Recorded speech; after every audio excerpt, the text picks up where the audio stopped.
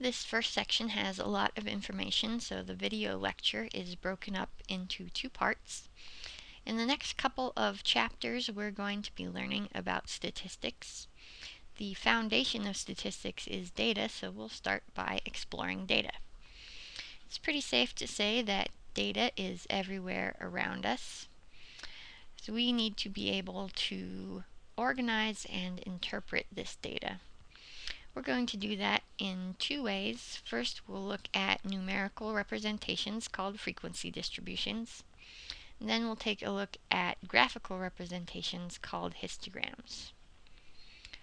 First, let's answer the question, what is data? A set of data contains information about some group of individuals, and this information is organized in variables. So those are our key words, individuals and variables. So let's talk a little bit more about those. Individuals are the entities described by a set of data. What do I mean by that? Let's look at a few examples.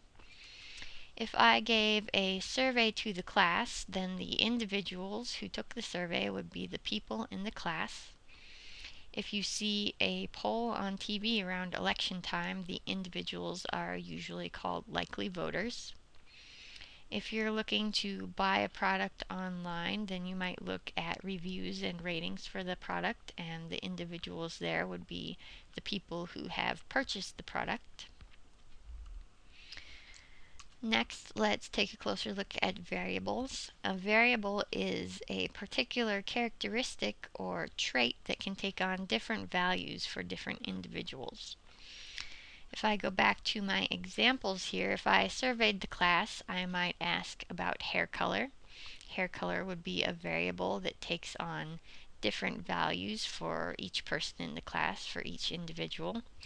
And those values could be something like blonde, brown, red, any other hair color.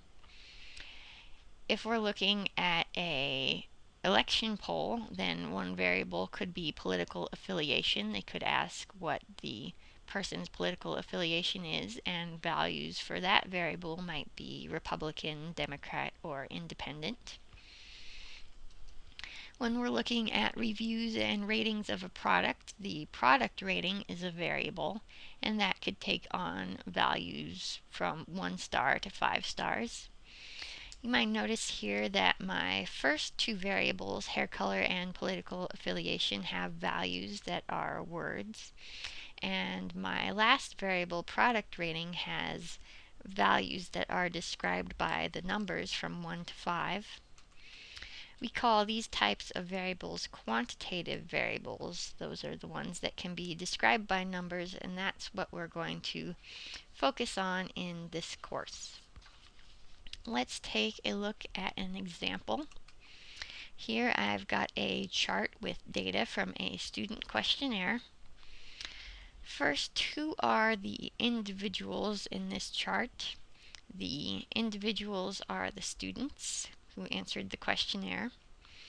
And I've got several variables here: sex, handedness, height, time spent studying, and cents in coins, or the amount of change they had in their pockets. Each individual is represented by a row in the chart, and each variable is represented by a column. We can take a look at the values that the variables take on. If I look at the variable sex, then this takes on the values F and M for female and male. The variable handedness takes on the values L and R for left-handed and right-handed. Maybe there's an ambidextrous person and then they would have an A for their value, but there aren't any in this chart. The variables height, time spent studying, and coins all have numerical values for their variables, so these are all quantitative variables.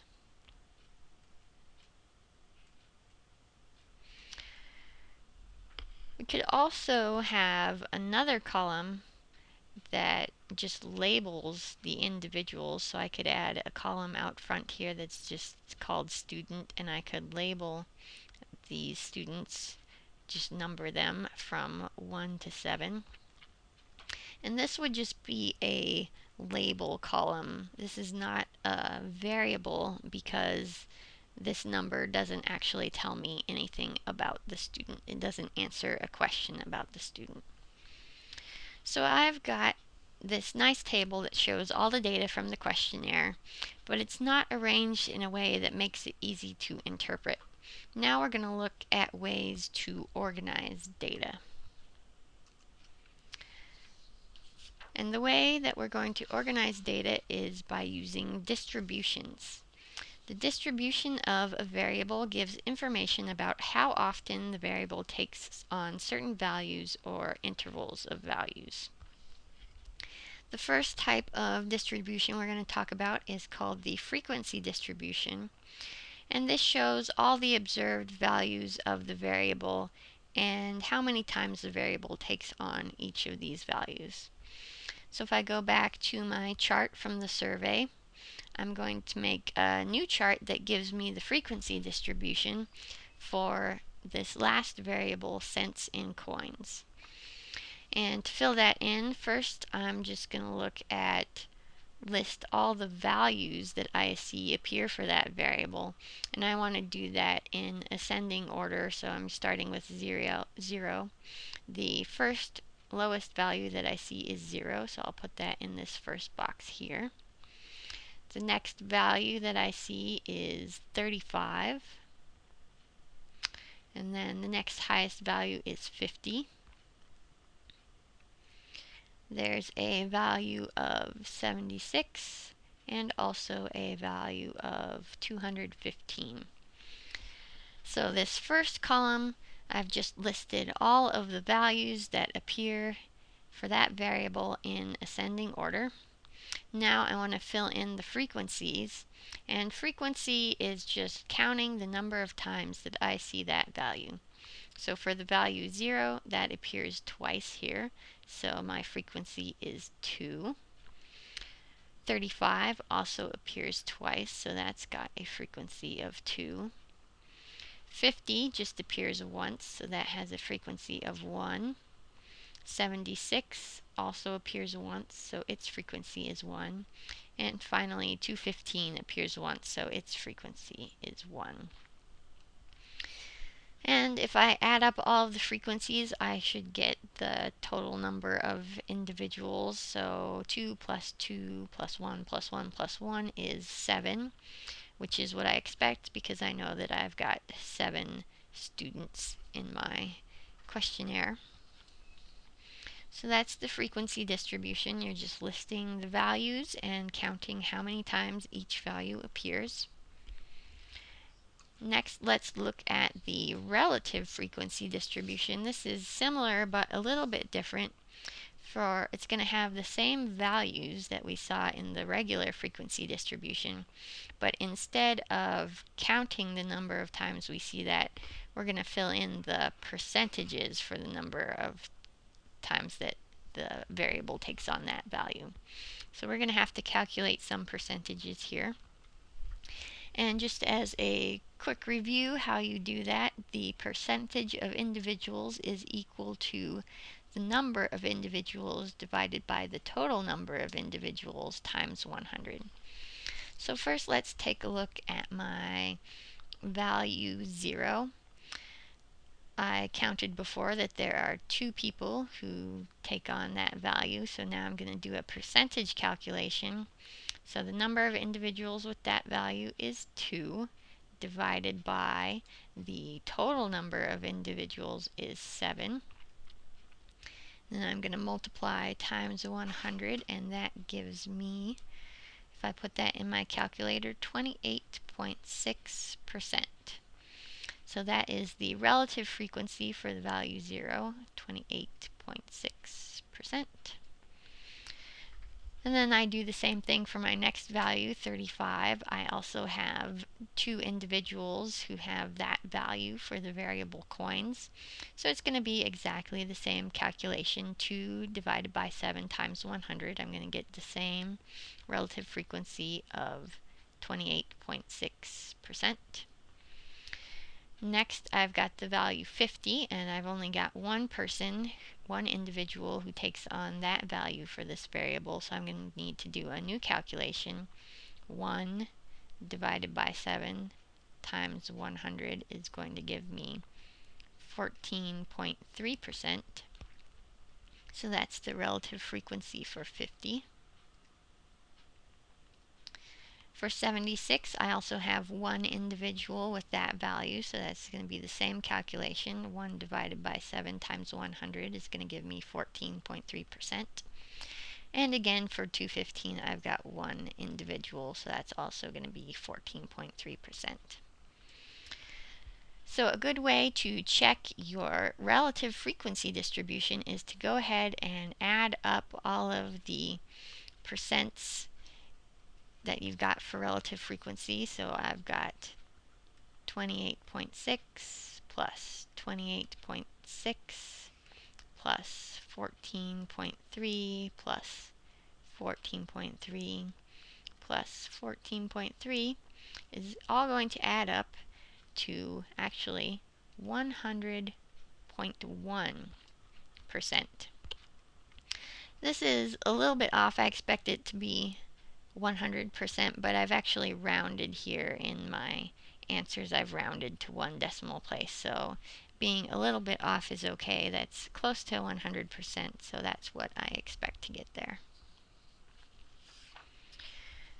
Finally, we're going to look at one more type of frequency distribution, and this is called the grouped frequency distribution. And it gives how many times in intervals of values a variable takes on that value. So instead of just having the specific values that I listed before in the frequency distribution, 0, 35, 50, 76, and 215, I'm actually going to look at intervals.